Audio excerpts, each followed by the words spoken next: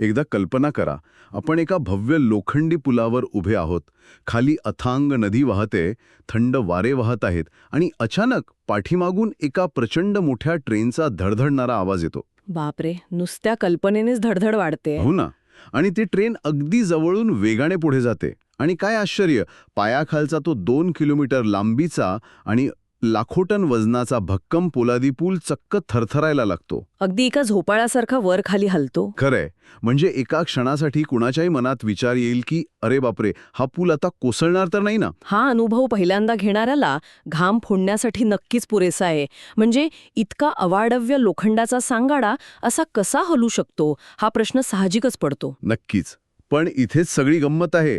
हा कोणताही तांत्रिक बिघाड नाहीये. हा पूल मुद्दाम असा हलण्यासाठीच डिझाईन केला गेलाय. आजच्या आपल्या या सखोल चर्चेत आपण न्यूयॉर्कच्या मॅनहॅटन ब्रिजची हीच अचंबित करणारी कहाणी उलगडणार आहोत. आणि ते खूप रंजक असणार आहे. हो, उपलब्ध माहितीच्या आणि अभ्यासपूर्ण स्रोतांच्या आधारे आपण हे समजून घेणार आहोत की हा पूल म्हणजे नुसता सिमेंट आणि लोखंडाचा एक्सरे नाहीये. हा एक जिवंत अभियांत्रिकी चमत्कार आहे आणि त्याचबरोबर एक मोठं सांस्कृतिक प्रतीक सुद्धा. चला तर मग हे सविस्तर समजून घेऊया. नक्की. मॅनहॅटन आणि ब्रुकलिन या न्यूयॉर्कच्या 2 अत्यंत गजबजलेल्या भागांना जोडणारा हा पूल या वास्तूकडे नुसतं एक नदी ओलांडण्याचं साधन म्हणून बघता येणार नाही. म्हणजे कसं? म्हणजे असं आहे की त्याच्या या थरथरणाऱ्या पोलादात एका संपूर्ण शहराचा इतिहास आणि तिथल्या लाखो नागरिकांच्या दैनंदिन आयुष्याची धडधड दडली आहे. मग याची सुरुवात कुठून झाली? कारण हा पूल कसा बांधला यावर जाण्याआधी तो का बांधावा लागला हे समजून घेणं जास्त गरजेचं वाटतं. हो, कोणतीही मोठी गोष्ट एका गरजेतूनच उभी राहते. बरोबर. कारण एवढा अवाढ्य प्रकल्प काही एका रात्रीत कोणाच्या डोक्यात आला आणि दुसऱ्या दिवशी सुरू झाला असं तर नक्कीच नसेल. हे करण्यासाठी खूप मोठी यंत्रणा आणि अफाट खर्च लागला असणार. मुळीच नाही. तसं पाहिलं तर 19व्या शतकाच्या शेवटी आणि 20व्या शतकाच्या सुरुवातीला न्यूयॉर्क शहराची अवस्था अतिशय वेगळी आणि थोडी गुंतागुंतीची होती. म्हणजे लोकसंख्या वाढत होती का? अक्षरशः विस्फोटासारखी. युरोपमधून येणाऱ्या स्थलांतरितांचे लोंढे, वाढते उद्योगधंदे यामुळे मॅनहॅटन बेटावर पाय ठेवायला जागा नव्हती. बापरे. आणि त्यात 1898 मध्ये जेव्हा ब्रुकलिन आणि मॅनहॅटन या 2 वेगळ्या शहरांचे एकत्रीकरण होऊन ग्रेटर न्यूयॉर्क बनले, तेव्हा ही वाहतुकीची समस्या आणखीनच गंभीर झाली. म्हणजे हे एखाद्या वेगाने वाढणाऱ्या कुटुंबासारखे आहे, जिथे जुना घर अपुरे पडू लागतं आणि तुम्हाला नाईलाजाने पण भविष्याचा विचार करून एक मोठा विस्तार किंवा एक्सटेन्शन म्हणा ते करावंच लागतं. हे रूपक या परिस्थितीला अगदी चपखल लागू पडतं. मॅनहॅटन हे त्या शहराचं आर्थिक हृदय होतं आणि तिथे येणारे सर्व मार्ग तुडुंब भरले होते. अच्छा, म्हणजे रोजगारासाठी ये-जा खूप वाढली होती. पण हिवाळ्यात अडचणी येत असतील ना? अगदी बरोबर. हिवाळ्यात जेव्हा ईस्ट रिव्हर नदीचं पाणी गोठायचं, बर्फाचे थर साचायचे, तेव्हा हा जलमार्ग अत्यंत धोकादायक आणि कधीकधी पूर्णपणे बंद पडायचा. म्हणजे केवळ लोकांची सोय नाही, तर शहराची अर्थव्यवस्था चालू ठेवण्यासाठी एका भक्कम, कायमस्वरूपी मार्गाची नितांत गरज होती. होय. आणि त्या काळातील नियोजनकर्त्यांना हे चांगलंच माहीत होतं की फक्त आजचा विचार करून चालणार नाही. त्यांना असा पूल हवा होता जो पुढची 50-100 वर्ष आणि भविष्यातील तंत्रज्ञानाचा भार पेलू शकेल. जो की त्यांनी यशस्वीपणे पेललाय. नक्कीच. म्हणूनच त्यांनी या अत्यंत भव्य प्रकल्पाला मंजुरी दिली, ज्यातून मॅनहॅटन ब्रिजचा जन्म झाला. पण हा रस्ता सोपा नव्हता. म्हणजे अनेक अडथळे आले असतील. प्रचंड राजकीय विरोध, निधीची कमतरता आणि कामगारांच्या सुरक्षेचे प्रश्न या सर्वांवर मात करत ही वास्तू उभी राहिली आहे. आणि इथूनच मग एका अभियांत्रिकी चमत्काराची सुरुवात झाली. कारण 1909 मध्ये या पुलाचं अधिकृत उद्घाटन झालं. विचार करा, 1909. हो, 1 शतकाहून अधिक काळ लोटलाय. आज आपण ज्या आधुनिक तंत्रज्ञानाच्या युगात आहोत त्याच्या तुलनेत तो काळ म्हणजे अगदीच प्राथमिक होता. कॉम्प्युटर डिझाईन किंवा 3D मॉडेलिंग सारख्या गोष्टी अस्तित्वातही नव्हत्या. अजिबात नव्हत्या. सगळं कागदावर आणि मानवी गणितावर अवलंबून होतं. तरीही त्यांनी सुमारे 2089 मीटर लांबीचा हा सस्पेन्शन ब्रिज उभा केला. लिओन मॉयसिफ या वास्तुविशारदाने याचं डिझाईन केलं होतं. आणि इथे एक अत्यंत रंजक तथ्य सांगावंसं वाटतं. कोणतं? हा मॅनहॅटन ब्रिज अमेरिकेतील त्या सुप्रसिद्ध गोल्डन गेट ब्रिजपेक्षाही अनेक वर्ष जुना आहे. अरे वा, हे खरोखरच विशेष आहे आणि लिओन मोइसेफ यांचं हे डिझाईन त्या काळातील एक खूप मोठं धाडस होतं. धाडस का? कारण सस्पेन्शन ब्रिजचं तंत्रज्ञान तेव्हा नुकतंच बाळसं धरत होतं आणि एवढ्या मोठ्या प्रमाणावर एवढ्या अवाढ्य वजनासाठी त्याचा वापर करणं हे एक भयानक मोठं आव्हान होतं. थांबा, इथे मला एक मूलभूत प्रश्न विचारायचा आहे. आपण सस्पेन्शन ब्रिज किंवा झुलता पूल हा शब्द खूप सहज वापरतो, पण मुळात हा प्रकार काम कसा करतो? हा अतिशय महत्वाचा प्रश्न आहे. म्हणजे हजारो टन वजनाचं लोखंड, वरून जाणारी शेकडो वाहनं आणि रेल्वे गाड्या, हे सगळं हवेत तरंगत कसं राहतं? एवढ्या जड गोष्टी गुरुत्वाकर्षणामुळे खाली का कोसळत नाहीत? याचं उत्तर भौतिकशास्त्रात दडलं आहे. सस्पेन्शन ब्रिजमागे मुख्यत्वे 2 विरुद्ध शक्तींचा खेळ असतो. एक म्हणजे ताण म्हणजेच टेन्शन आणि दुसरं म्हणजे दाब म्हणजेच कॉम्प्रेशन. थोडं सोप्या भाषेत सांगा. हे ताण आणि दाब पुलावर कसे काम करतात? नक्कीच सांगते. समजा 2 उंच खांब आहेत. मॅनहॅटन ब्रिजच्या बाबतीत हे ते 2 भव्य पोलादी टॉवर्स आहेत जे नदीच्या पात्रात उभे आहेत. अच्छा, जे लांबून दिसतात ते? होतेच. आता या 2 टॉवर्सवरून अत्यंत जाड आणि भक्कम अशा लोखंडी केबल्स जोडलेले असतात.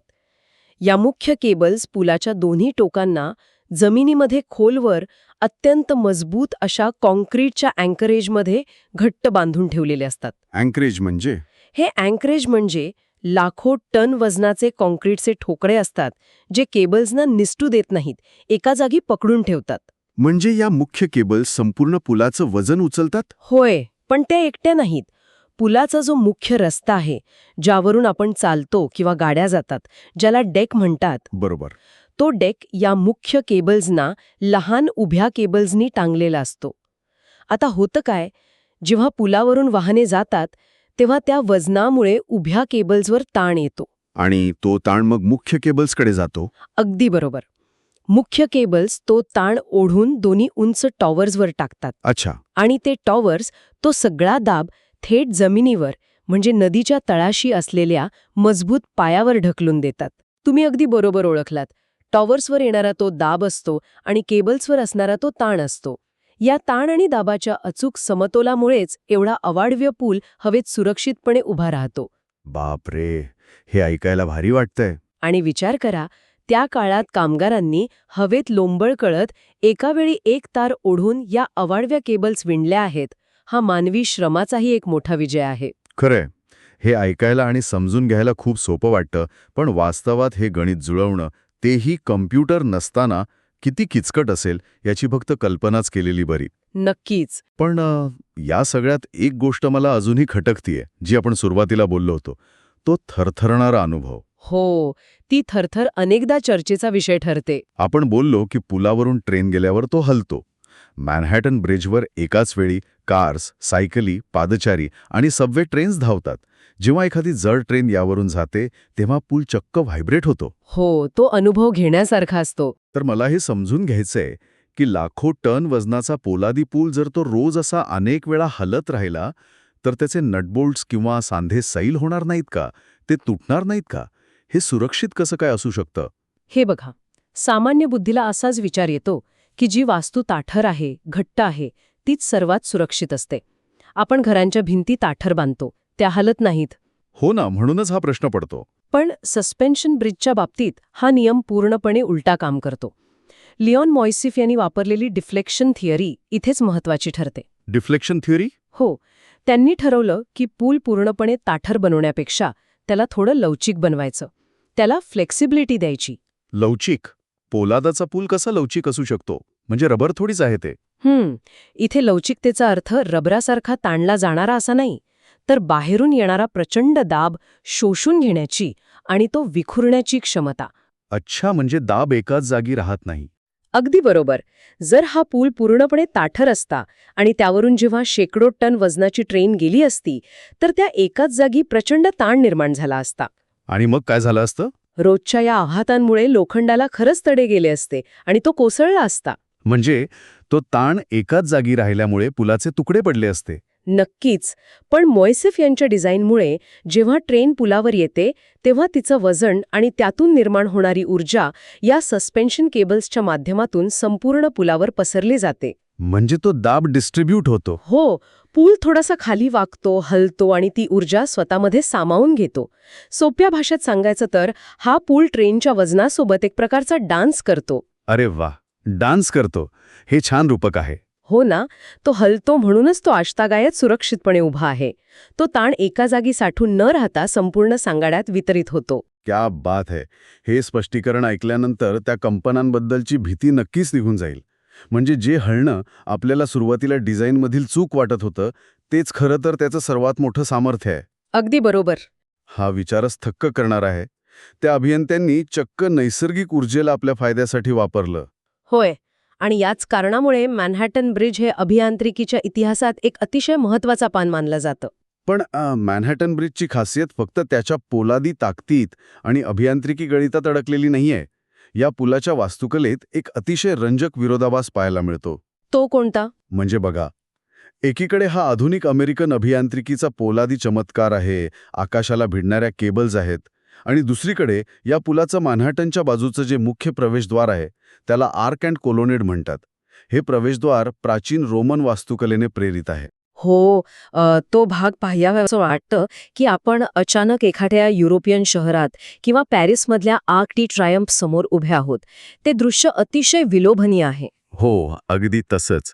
एका बाजूला पोलादाच्या केबल्स आणि दुसऱ्या बाजूला एखाद्या प्राचीन युरोपियन राजवाड्याची आठवण करून देणारं भव्य पांगऱ्या दगडांचं प्रवेशद्वार. एक वेगळाच कॉन्ट्रास्ट आहे तिथे. हो, हा केवळ एक नदी ओलांडण्याचा रस्ता न राहता जणू काही एखाद्या भव्य शहरात प्रवेश करण्याचं राजशाही प्रवेशद्वारच बनवलं गेलंय. मला प्रश्न हा पडतो की एका साध्या पुलाला एवढं कलात्मक रूप देण्याची काय गरज होती? यात पैसा आणि वेळ दोन्ही गेला असेल ना? आजच्या काळात तो नक्कीच पैशांचा अपव्यय वाटू शकतो. बरोबर. कारण आज आपण पायाभूत सुविधांकडे फक्त युटिलिटी म्हणजे केवळ उपयोगाची वस्तू म्हणून पाहतो. कमीत कमी खर्चात आणि वेळेत दोन ठिकाणे जोडणे हे आजचं मुख्य उद्दिष्ट असतं. खरंय, आजकाल फक्त कॉन्क्रीटचे ब्लॉक्स दिसतात. पण 20व्या शतकाच्या सुरुवातीला अमेरिकेत सिटी ब्युटिफुल मुवमेंट नावाची एक चळवळ जोरात होती. म्हणजे शहरांना सुंदर आणि आकर्षक बनवण्याचा विचार. बरोबर. त्या काळी सार्वजनिक वास्तूंकडे कलेचा नमुना आणि शहराची ओळख म्हणून पाहिलं जायचं. अच्छा. प्राचीन रोमन वास्तुकलेचा प्रभाव हा लोकांच्या मनात भव्यतेची आणि अभिमानाची भावना निर्माण करण्यासाठी वापरला गेला. एक पूल केवळ प्रवासाचं साधन न राहता तो त्या शहराची प्रगती, संपत्ती आणि जागतिक स्तरावरील प्रतिष्ठा दर्शवणारा एक मुकुट असावा, हा त्यामागचा विचार होता. म्हणजे नागरिकांना प्रेरणा मिळावी म्हणून. हो. नागरिक जेव्हा त्या पुलावरून जातील तेव्हा त्यांना आपल्या महानगराचा अभिमान वाटायला हवा, हा तो मुख्य उद्देश होता. आणि तो उद्देश 100%हून अधिक यशस्वी झालाय असं म्हणायला हरकत नाही. कारण याच सौंदर्यामुळे आणि जिवंतपणामुळे मॅनहॅटन ब्रिज जगभरातील पर्यटकांसाठी आणि कलाकारांसाठी एक मोठं आकर्षण बनलाय. अगदी नक्कीच. या पुलावरून पायी चालताना जो अनुभव येतो ना, तो अद्भुत आहे. एका बाजूला ब्रुकलिन ब्रिज आणि समोर संपूर्ण न्यूयॉर्क शहराची ती जगप्रसिद्ध स्कायलाईन. हो, ते दृश्य फोटोमध्ये टिपण्यासाठी लोक खूप गर्दी करतात. हो ना.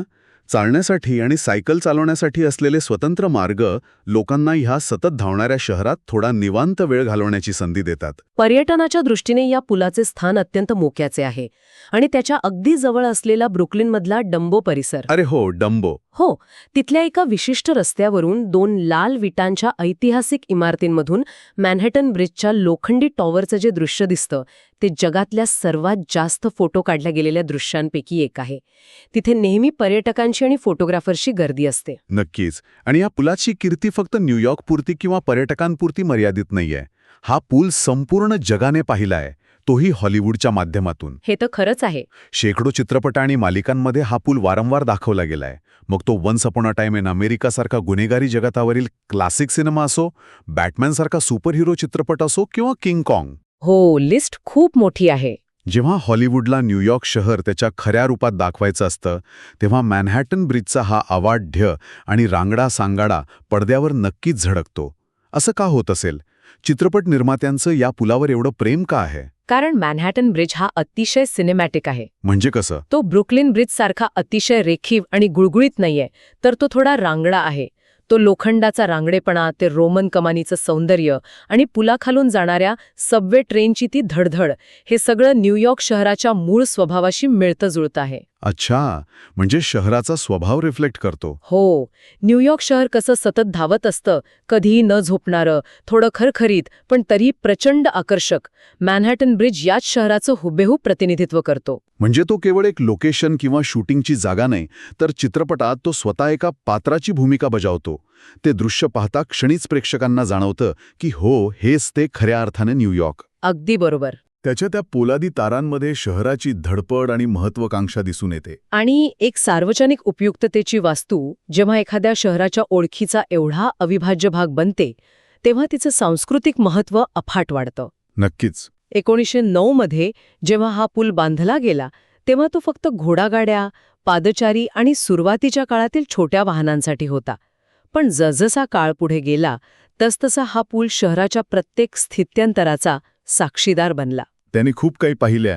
हो, त्याने 2 महायुद्धे पाहिली, आर्थिक मंदी पाहिली, शहराचा तंत्रज्ञानात्मक विकास पाहिला आणि आता तो 21व्या शतकातील आधुनिक युगातील प्रचंड वेगवान वाहतूकही अत्यंत समर्थपणे पेलत आहे. आजच्या या सखोल चर्चेतून आपण मॅनहॅटन ब्रिजचं खऱ्या अर्थाने एक वेगळंच रूप अनुभवलं. 19व्या शतकाच्या शेवटी लोकसंख्येच्या विस्फोटामुळे निर्माण झालेल्या हार्ट अटॅकसारख्या समस्येवर तो एक भक्कम बायपास म्हणून उभा राहिला. अगदी खरंय. आपण पाहिलं की लिओन मोइसिफ यांच्या डिझाईनने सस्पेन्शन ब्रिजच्या तंत्रज्ञानात किती मोठी क्रांती केली. तो पूल भीतीने थरथरत नाही, तर ताण आणि ऊर्जा वितरित करण्यासाठी गाड्यांच्या वजनासोबत एक प्रकारे डान्स करतो, हे आपण सविस्तर समजून घेतलं. आणि ते वास्तुकलेचं सौंदर्यही आपण विसरू शकत नाही. हो, रोमन वास्तुकलेचा तो ऐतिहासिक स्पर्श, ज्यामुळे तो केवळ सिमेंट आणि लोखंडाचा सांगाडा न राहता एक सांस्कृतिक मानबिंदू बनला आहे. एका अर्थाने हा प्रवास केवळ अभियांत्रिकीच्या इतिहासाचा नाही, तर एका महानगराच्या उत्क्रांतीचा प्रवास आहे. एक गरज म्हणून उभी राहिलेली वास्तू जेव्हा कलेचा आणि संस्कृतीचा नमुना बनते, तेव्हा ती कायमस्वरूपी टिकून राहते. पण आजच्या या चर्चेच्या शेवटी एक असा विचार डोक्यात येतोय जो थोडा अस्वस्थ करणार आहे. कोणता विचार? म्हणजे बघा, मॅनहॅटन ब्रिजसारखे 100-125 वर्ष जुने पूल आजही शहराची ओळख बनून दिमाखात उभे आहेत. नागरिकांचं त्यांच्याशी एक भावनिक आणि सांस्कृतिक नातं जोडलं गेलं आहे. हो, लोक त्यांना आपला मानतात. पण आज आपण आपल्या आजूबाजूला पाहिलं तर अत्यंत वेगाने आणि प्रगत तंत्रज्ञानाने आपणही अनेक नवे फ्लायओव्हर्स आणि भव्य पूल बांधत आहोत. पण हे आजचे नवीन कॉन्क्रीटचे अवाढ्य सांगाडे 100 वर्षांनंतर असेच भावनिक आणि सांस्कृतिक महत्त्व टिकून ठेवू शकतील का? हा खूप महत्वाचा प्रश्न आहे. की ते केवळ वापरा आणि फेका या आधुनिक संस्कृतीचे प्रतीक म्हणून एक वृक्ष कॉन्क्रीटचे सांगाडेच म्हणून उरतील? मॅनहॅटन ब्रिजकडे पाहताना जो जिवंतपणा जाणवतो, तो आजच्या या नवीन वास्तूंमध्ये भविष्यात जाणवेल का?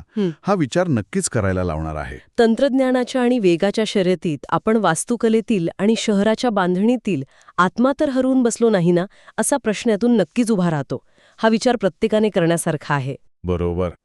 पुढच्या वेळी जेव्हा कोणीही एखाद्या जुन्या पुलावरून जाईल, तेव्हा तो पूल फक्त सिमेंट आणि लोखंडाचा निर्जीव रस्ता वाटणार नाही, तर त्यामागील तंत्रज्ञानाची धडपड, त्याने शोषून घेतलेला तो अवाढव्य ताण आणि संपूर्ण शतकाचा इतिहास नक्की आठवेल. आजच्या या मॅनहॅटन ब्रिजच्या थरथरणाऱ्या पण भक्कम प्रवासात आपण सगळे सहभागी झालो, त्याबद्दल खूप खूप धन्यवाद. नवीन माहिती शिकण्याचा, ती सविस्तर समजून घेण्याचा आणि गोष्टींकडे एका वेगळ्या दृष्टिकोनातून पाहण्याचा हा आनंद असाच मिळत राहो.